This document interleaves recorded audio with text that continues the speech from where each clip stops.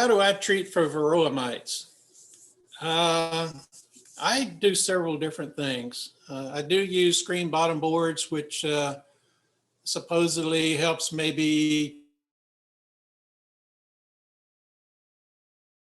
10 or 12% on mite. Bottom boards, I think, are mostly for ventilation, but if they help some for mites, that's great. So I'd use that.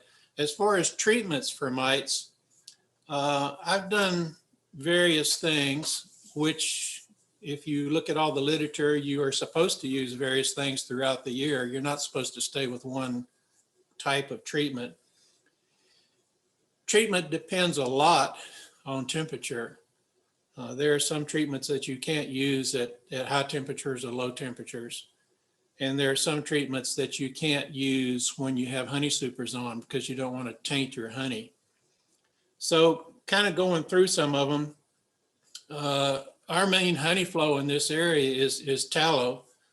We will get a flow earlier in the year, like around second or third week of March, a lot of times.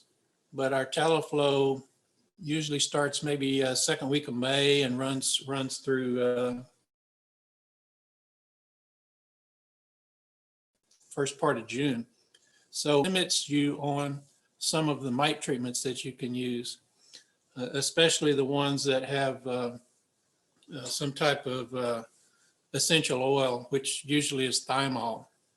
So thymol doesn't work either when it's real cold. So you've got a short window in the springtime when you could use thymol after the temperature warms up a little bit, but before you get to the main honey flow. So you've got maybe a couple of weeks in the springtime when you could use some type of thymol treatment.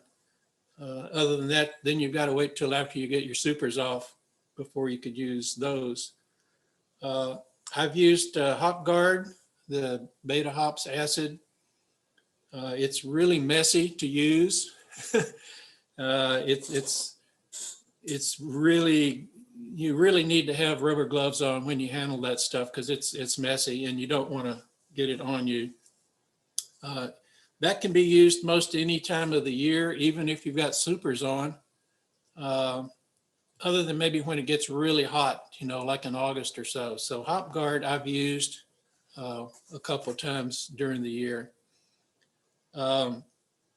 Amitraz is a synthetic insecticide that a lot of people are using now, especially commercial beekeepers, I think, are using Amitraz a lot. I have never used it, mainly because we try to market our honey, the little that we have, as natural. And Amitraz is a synthetic insecticide, so I have never used the Amitraz product. And at this point, unless I have to, I'm not going to. Not to say that it's not good, because I've heard a lot of good things about it, but that's the reason that I don't use Amitraz. I've done a lot of oxalic acid treatments. I'll be doing one, say, between Christmas and first part of January when it's cold, because oxalic acid works very good on phoretic mites that aren't hiding under the cappings. So that time of the year when it's really cold, you don't have a lot of brood in this area, so you can kill a lot of mites that are crawling around on the bees in your cluster. So oxalic acid works real good at that time of the year. I have done it other times of the year when there is brood, but then you've got to treat more than once because oxalic acid is a one-shot treatment. There's no residue that's staying in the hive like thymol or formic or something like that.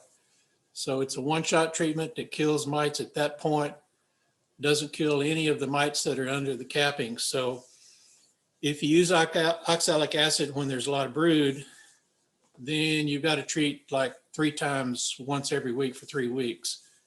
There's some question as to whether that may have an effect on your brood and your queen. So I have done it, but I try not to do the the 3 times or even 4 times oxalic acid treatments. Um, so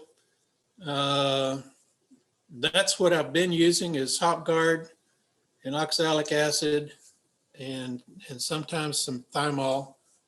I have used the thermal treat thing where you slide a board in under the hive and it heats up to about 106 degrees and it kills mites. Also kills other things in there too that you don't want, like small hive beetles, which is good. Totally organic because there's no chemical involved at all, but it has some drawbacks. It's a 110 volt system, which means you got to have a generator, and it takes like 3.5 hours to run. So, and it's not cheap. It's like $300. So I've done that a few times over the last couple of years. I have seen a little bit of success with it, but that's not my go-to mite treatment. I'll use oxalic acid, HopGuard, and Formic for the main part. But I've really got to watch the temperature. You've got to watch those instructions that come with those products and abide by the dose and the temperature and where your honey flow is, depending on which product you have.